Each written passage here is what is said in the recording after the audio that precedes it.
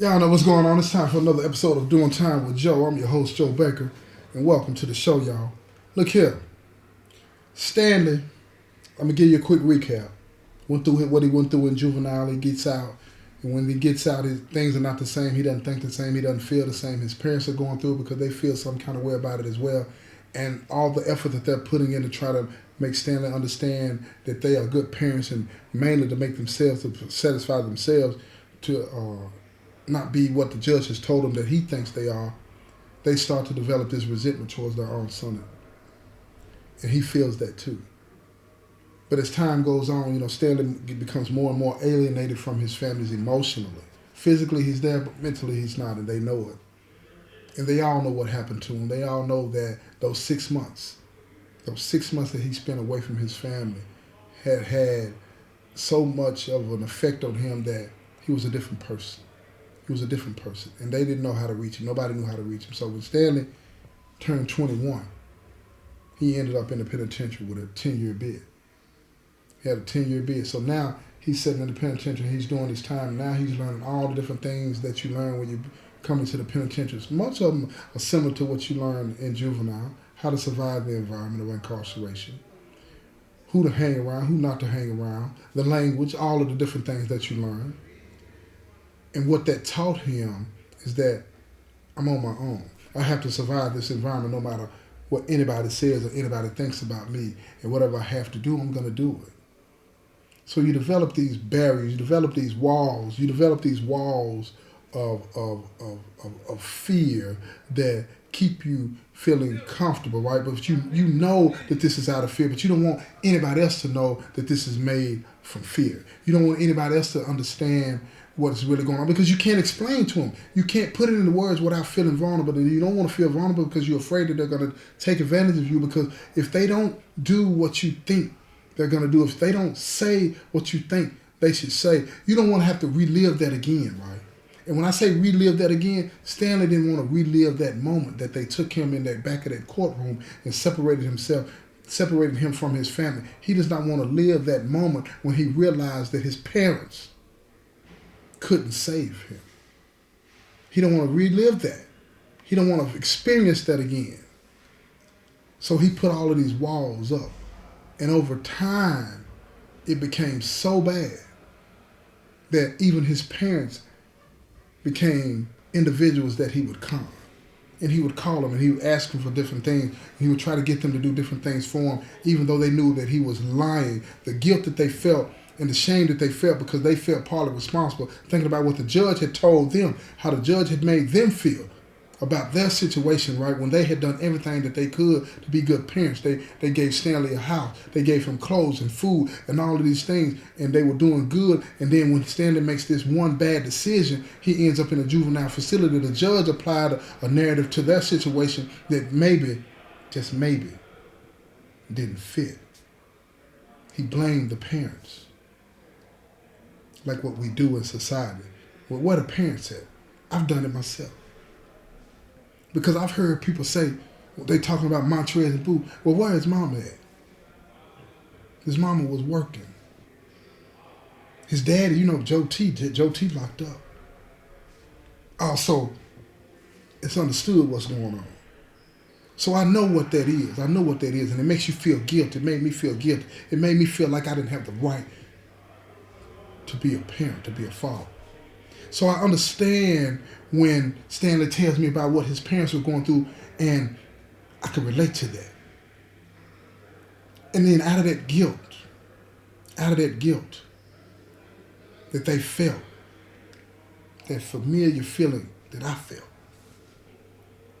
they would send him money even though they knew he was doing the wrong things with the money. They would make calls for him and let him discuss things on their phone that could get them in trouble with the law, because they wanted him to know, even if it was under these circumstances, that they were there for him, that they loved him. They had lost that moral perspective on whether, look, Stanley, don't do this. They didn't feel that they had the right to say that to him anymore. And when they did step out there and say things to him, he'd be like, why are you saying this now? Making them feel guilty, making them feel ashamed. So they just stopped saying it.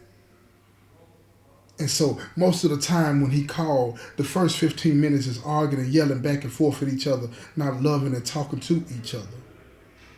And then the next 15 minutes or so, whatever he would have left on the phone, they spent that making phone calls for him, trying to make up to him for what he thinks they had done, what the judge said they had done, and how they had felt about what they had been told that they had done to him.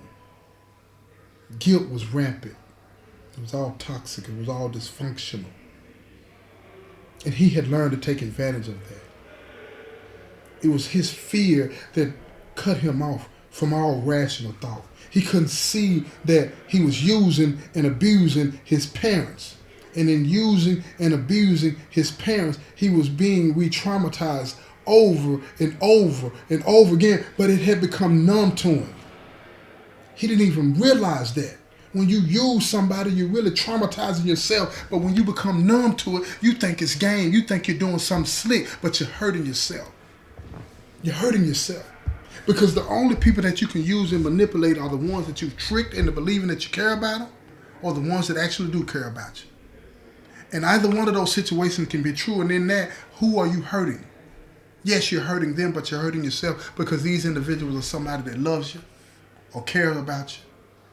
But after a while, they're not. So you're hurting yourself. But see, Stanley was blinded that he couldn't see it. He couldn't see that. He couldn't see the damage that he was causing to everybody. And his parents were suffering. They were suffering because they didn't know what to do. They wanted to help their son. They would go visit him, buy him stuff to eat, talk to him about what they wanted for him, as if he was still a child. The whole conversation, the whole visit would be one of those visits where it's like they're talking over his head. It's like they can't even see him. His mother would sit there and she would stare at him the whole time with tears in her eyes. And he would feel it from time to time, and he would tear up too. But he would never allow himself to break down, because you can't do that in here. Not in front of everybody. You just can't do it. And at the close of each visit, his daddy would hug him so tight. His daddy would hug him so tight that Stanley would feel that familiarity and that hug that says, I got you. I got you. But he would push away from it because in his mind it had become a lie. Because he flashes back to that time when they took him in the back of that courtroom when he didn't have him. And he remembers when he looks back at his father and his mother and they both put their heads down. His 16-year-old mind interpreted that as you're on your own. I can't help you. But he didn't see the tears that ran down their faces as they felt helpless. The judge was in charge. The judge didn't care. He had a job to do. But he didn't see Stanley as a kid. He didn't see his parents as people that had no idea what was going on. He didn't see that he should have given Stanley a chance. Lock him up, they say. Lock him up. There's no excuse. There's no excuse for this. We have to do something. It's out of control. Lock them up. Lock them all up. Throw them to a system that has no idea. No idea. The damage is done. Time is flying by. Stanley's completing his sentence. He gets out. No matter. Within months, he's back with a fresh sentence. Now he's got a 15-year sentence to do. So he's doing the 15-year sentence and he's getting older. Okay? He's getting older. He's starting to learn, and he gets involved in church, and he gets involved in a lot of other activities at the prison, because this time he tells himself, I'm going to get this right. I can't keep doing this. And he meets a nice young lady, and when he meets her, He talks to her in these loving ways, but he can't express that right. See, because his whole framework now is about the con. He can't tap into that real love, that genuine love. It's all about the game. What can I get from her? Because his parents are getting older and they're retired now, so they don't have as much money as they can send him, but he has to find somebody that can help take care of him. So he does what a lot of people in the penitentiary do. He meets some friends that know some friends that got a friend of a girl that knows this and knows that, and some female out there, and she wants her man in the penitentiary. So they put Stanley and her together. And Stanley says he loves her after about 3-4 weeks. And that's what she wants to hear. So she's breaking down the door. She's coming to visit him. She's taking care of him, sending him money, all of these things. And they're talking on the phone, and they're doing the things that you do on the phone in this situation to make sure that the relationship, it is what it is, and it's enhanced as much as it can be. But it's not enough. It's not enough. So Stanley starts to notice the differences in her, and so he starts to talk a little bit more aggressive because his friends in the penitentiary tell him, look here, man, you can't let her run you, man. You can't let her get away with things. You got to put your foot down, not understanding, but you're in the penitentiary. What is it that you can really do to her? Nothing. So Stanley's all over the place. He's disillusioned with what's going on. Everything around him is spinning out of control. He calls his parents, and his parents can only talk for so long because they're dealing with the situations that they have at home. The mother is sick and the father's taking care of him, so they don't have a lot of time to be focused on Stanley. His pops is focused on his wife, and they're not putting up with that anymore. You had your chance when you got in, and you went right back, and now you got more time. Do your time. And it's hard. So now Stanley decides that he wants to smoke a little weed to relieve the pain, drink a little liquor to numb himself from it, right? And it becomes a habit. It becomes a routine. So he has to call his girl and get the money to pay for it. One day she didn't have the money. And she told him that she couldn't pay for it. So Stanley gets in bed with the wrong individual, and the individual tells him, look here, this is what I need you to do. I'm going to drop off a pack at the house and let your girl get it, and then she can bring it in to me, and then our debt is paid and we both can make some money. How about that? And Stanley says, okay. He talks her into it, and she does it because she loves him. And she brings Stanley that pack, and when Stanley gets that pack, he pays his debt off, plus now him and the dude, his newfound friend, they say, can get some money. Can get some money. And they sending the money home, and Stanley sending the money home to his girl, and his girl, she starts to see these dollar bills, and she starts to think, this is my man. He's taking care of me. She don't see the danger that's coming. She don't see the danger that's coming because it's on the way. And it's coming fast. They're watching her. They're watching Stanley. And what he didn't understand, that his newfound friend, the one that he was buying the liquor from, the one that got him in debt, the one that convinced him to get his girlfriend to bring drugs into a prison, he's gotten in trouble himself. And he's traded up to get out of trouble. Who did he trade up? He trades up Stanley's girl. Why? She's not a part of us. She's not a part of us. See, that shared traumatization, right? Stanley's newfound friend and Stanley, they can understand that. So anybody on the outside, you don't get it. So toss her up. So he tosses her up, and the next time she brings in the drugs, she gets caught. They take her to jail. Stanley can't even get in touch with her. She finally gets her parents to make bond and get her out of jail, and when they get her out of jail, Stanley calls and she's talking to him, and when she's talking to him, she's crying. She's telling him what happened. They took me to jail, this, that, and the third, and all of the different things that she's saying to him, and Stanley's sitting on the phone. He feels her, but he don't. He feels her, but he don't. But he says, take the money that I've been sending home and get a lawyer. She said, okay, baby, but what you gonna do? He says, I'll figure it out, but you need to get you a lawyer. She thinks he loves her. So when Stanley gets off the phone, he talks to his newfound friend, the one that tossed him up, the one that traded up to get out of the trouble. And he tells him what's going on, but his newfound friend, the friend that he is, he lies about the whole situation and says she must have done something wrong. But you know how this go, man. You know how this go. So Stanley not want him to see that he's afraid. not want him to recognize that he's feeling vulnerable right now. He plays along to get along. And he tells his newfound friend, yeah, that's what it is, man. This is what the game calls for. Further deluding his mind, not to give any inch to being real and being sympathetic and being taking the blame for what he's gotten this girl into. He ain't gonna do that. No, that ain't how this thing works. Not finna do nothing like that. So now she goes to court and she gets probation. She can never, ever, ever come visit Stanley again. She's a convicted felon. If she's caught on state property, she's going to jail. So now, that relationship's no good for Stanley. Yeah, he calls her every now and then, but he moved on. He moved on. He got somebody else on his visitation list. Now he's seeing her. And the same thing takes place. After 3 or 4 weeks, he loves her.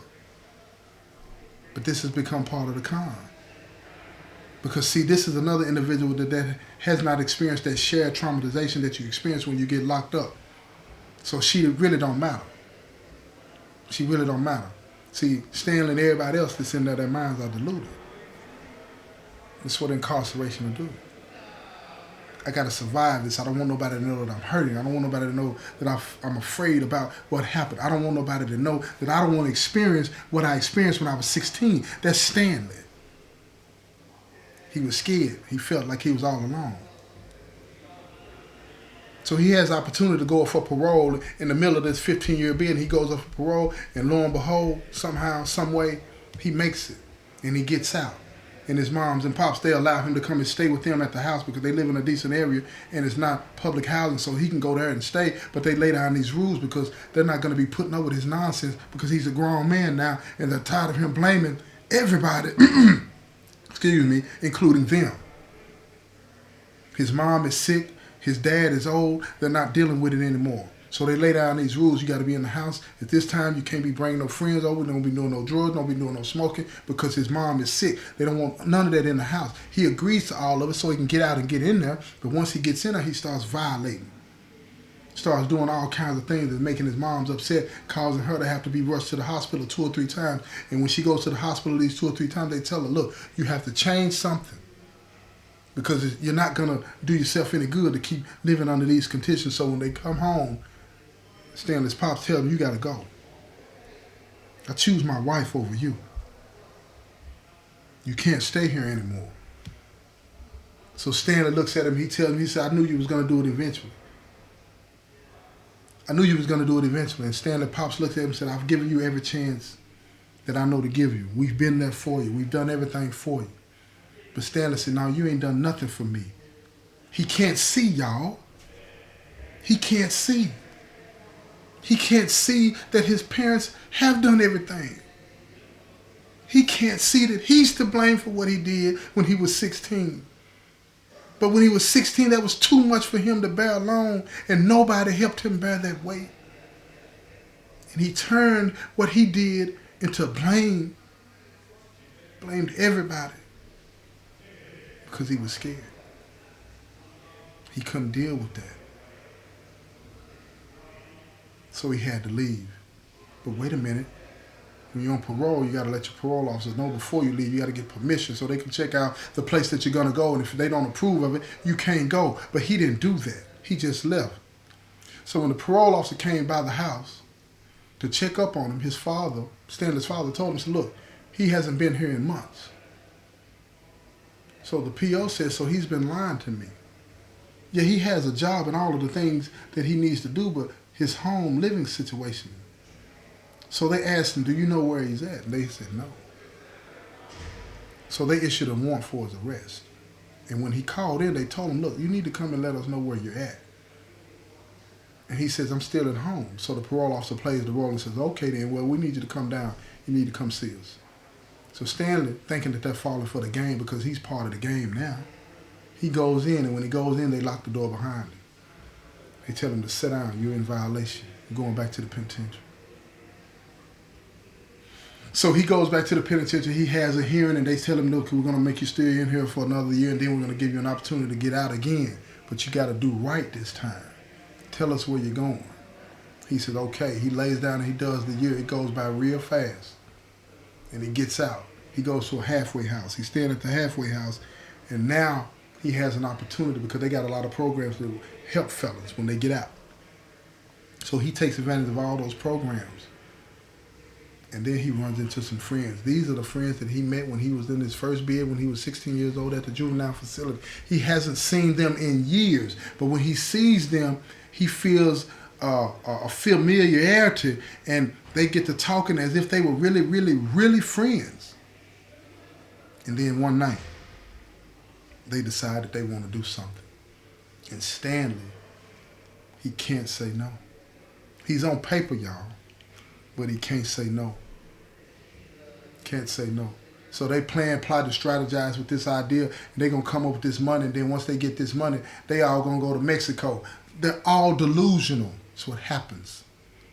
That's what happens, y'all. When you get in this environment, this incarceration messes with your mind, and you start to think of all these crazy things, and there's nobody to tell you that makes sense. There's nobody to tell you need to try something new. There's nobody to tell you that you're losing your mind. Nobody. And even if it was, you won't believe them.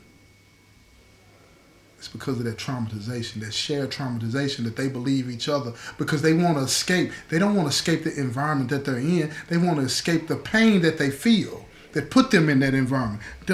Are you listening to me? Are you listening to me? And listen, come back to the next episode and you're going to understand a little bit better because I'm going to give it to you. I'm going to give it to you now.